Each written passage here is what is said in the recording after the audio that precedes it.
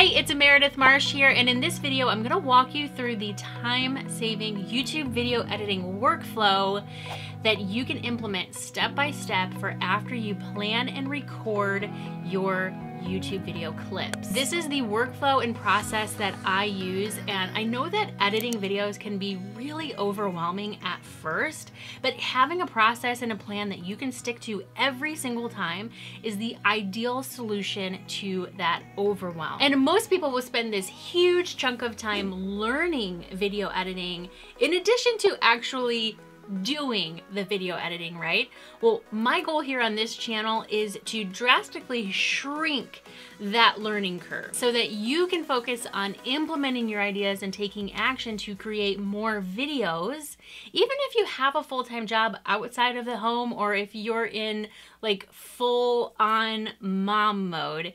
Your time is valuable, but your ideas are important. So if you're on board with that, hit that big red subscribe button and I'll know that you are in. So let's get started. I just love these giant Post-it notes. Can you see me okay?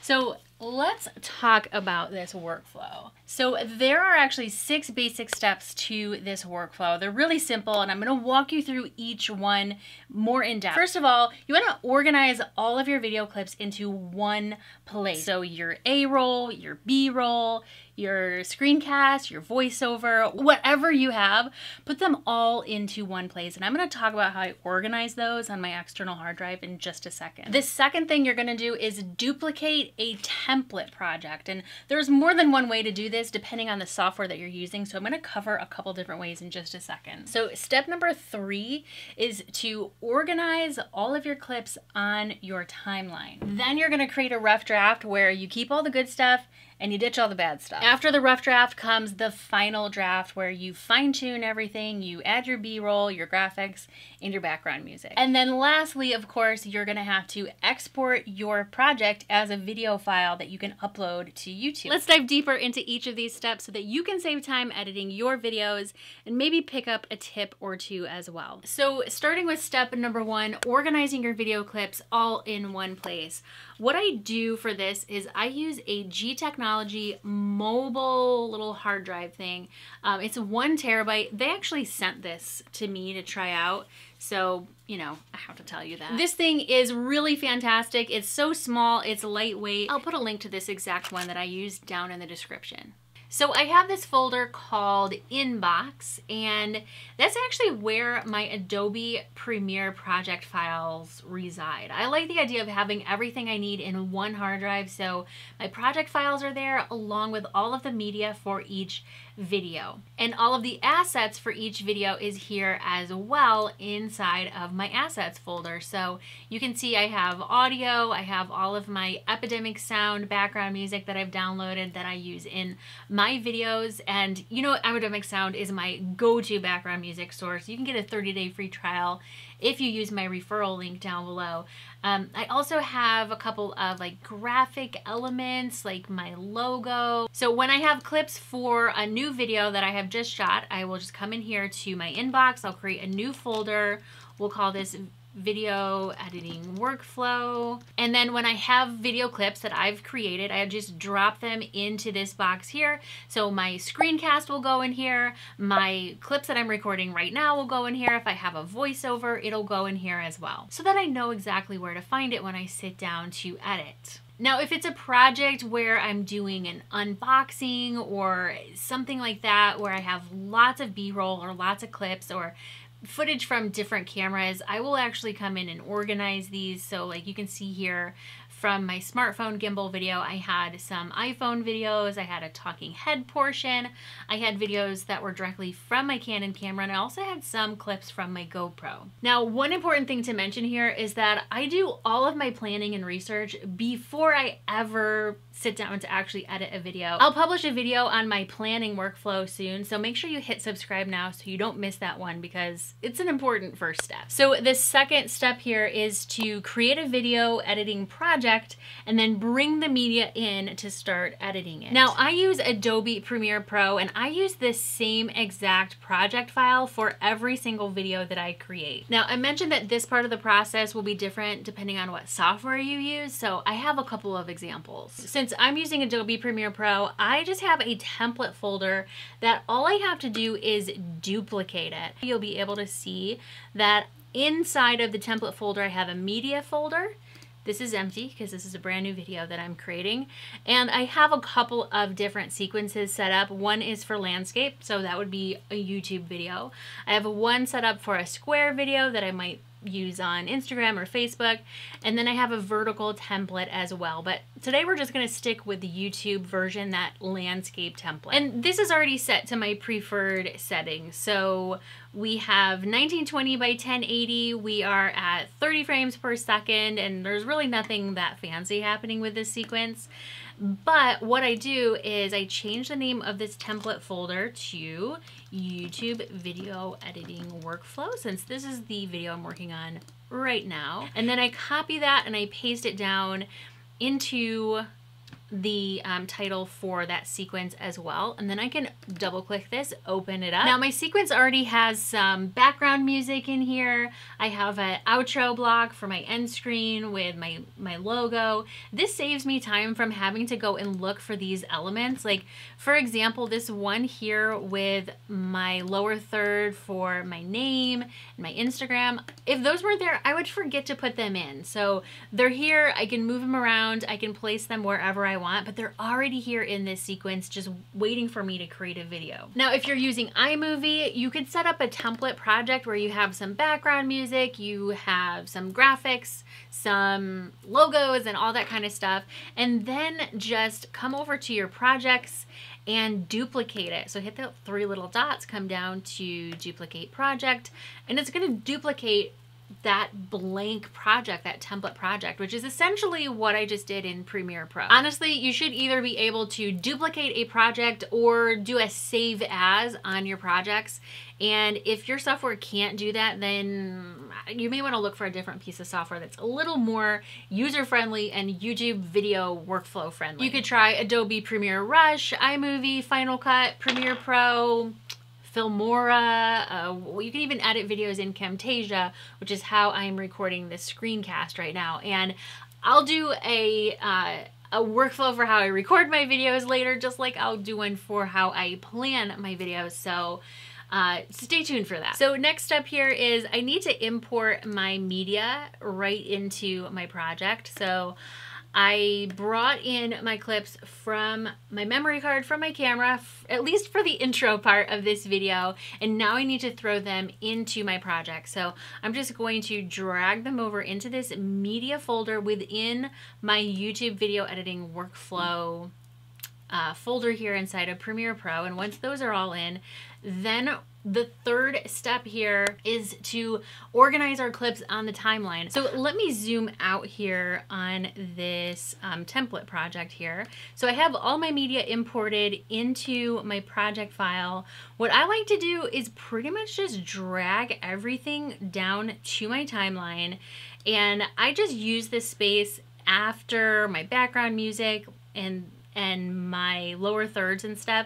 I use this space over here to kind of start to lay everything out, organize everything. If you think about like laying out a scrapbook or something, you kind of have to make sure everything is where it's supposed to be and you have everything you need before you start like taping things down, right?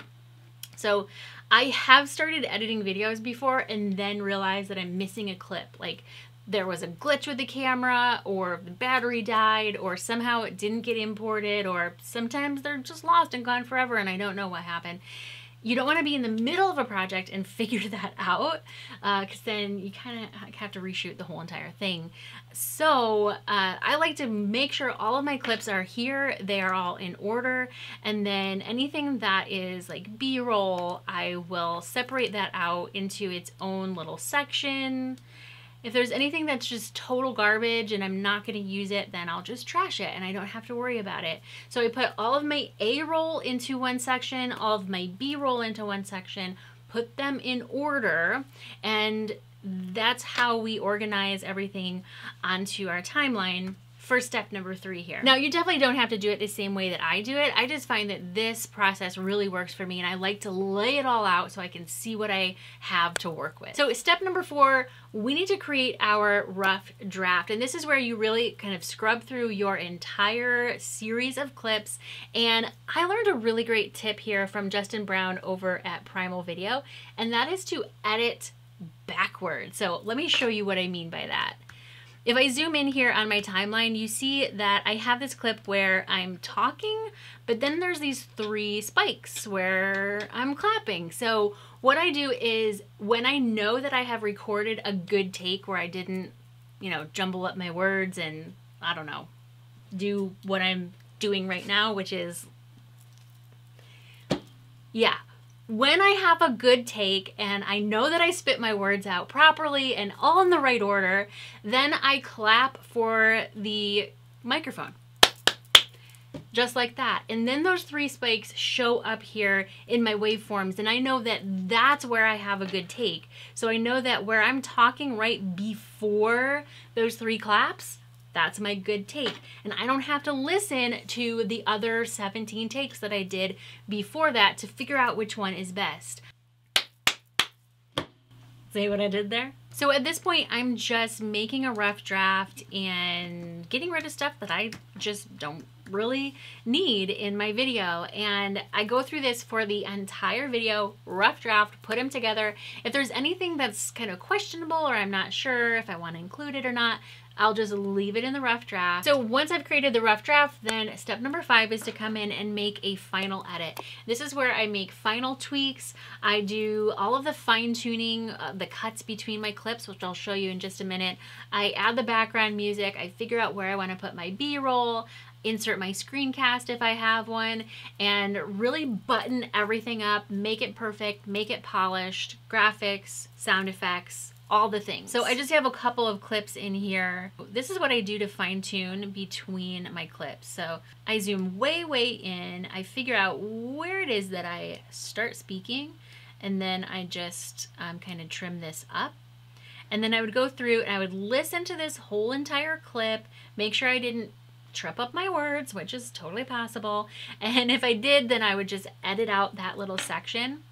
And then like over here, you can see I have this clip here where you can see from the waveforms, I can make these a little bigger. You can see where I actually start talking, and then you can see my 3 spikes. So I'll come in here and just trim this up to where I start talking.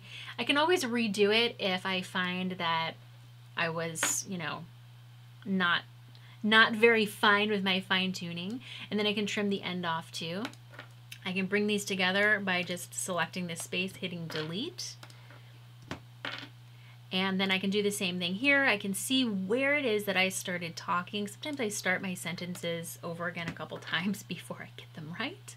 And then I would go through here and just listen to what this sounds like.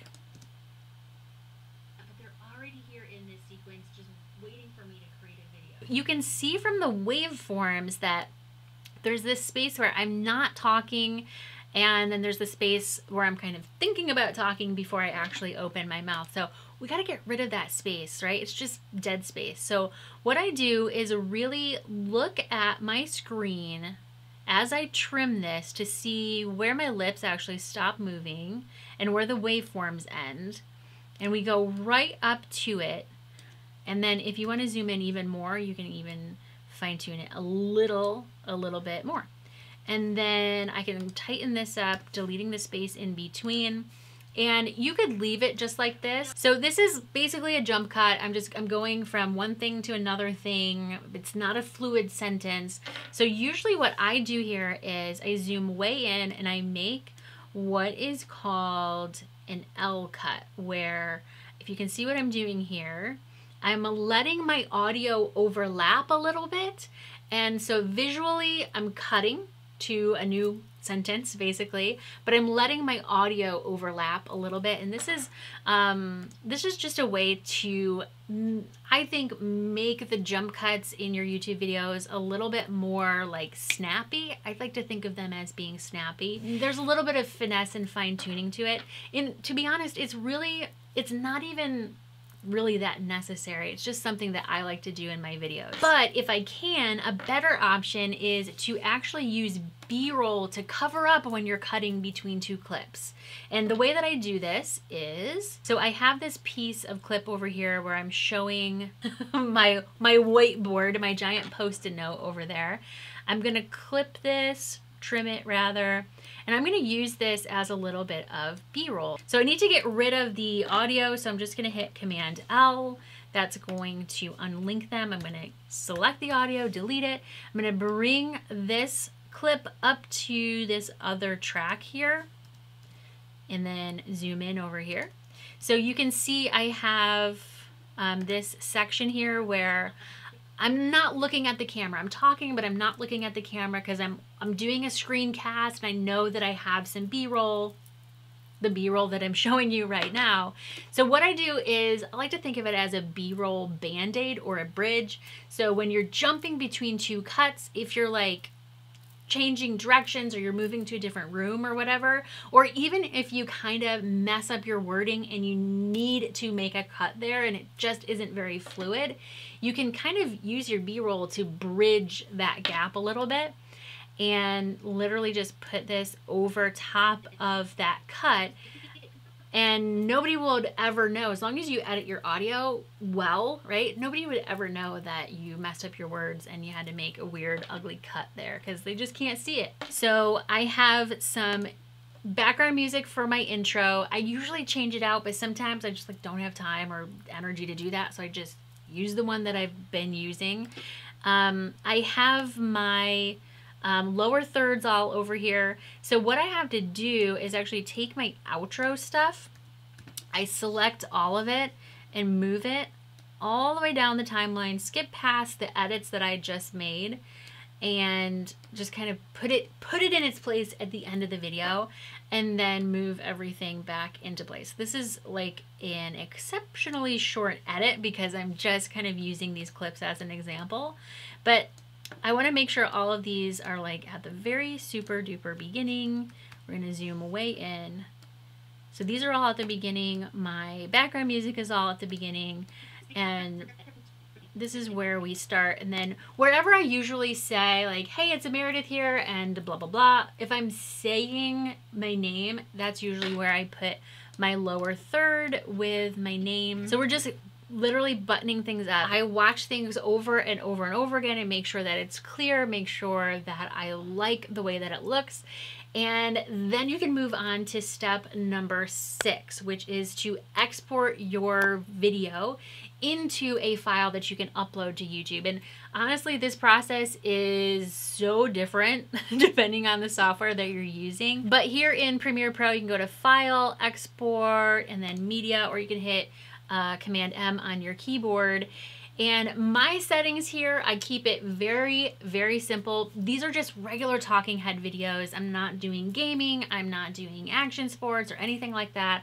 So I just use the preset for match source high bitrate, which I think means that it's gonna spit out a video at about the same quality that I shot the video in, which seems like a no-brainer to me. So I really don't do any custom settings here inside of my export for Premiere Pro. When I'm ready, I just hit export and it's going to take the project and turn it into an actual file. It will be an MP4 file because the format that I have it set in is H.264. And like I said, it's so different depending on the software that you're using, and the lingo that they use is different. So in Premiere Pro, it's export.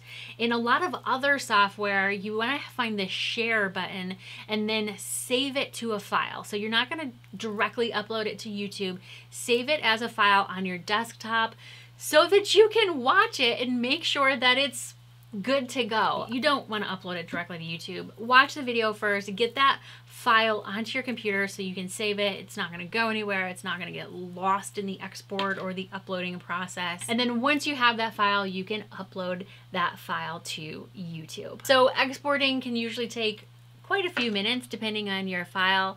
And so once that's done, all we have to do is take this project, which is usually in the folder that I'm creating it in, and then it's an MP4 file. We're just gonna upload that directly to YouTube, and then I usually have my title, my description, my tags, my thumbnail, all that stuff ready to go and saved either with TubeBuddy's new SEO studio, which is really awesome, by the way, and or over in Morning Fame, I do my research there and save all of that metadata. So all I have to do is copy and paste it when I publish my video, because if you remember, I did all that planning ahead of time. So I already mentioned that I will do a workflow on my planning process, my shooting process, and my uploading process. So make sure you hit that subscribe button before you go so you don't miss any of that stuff.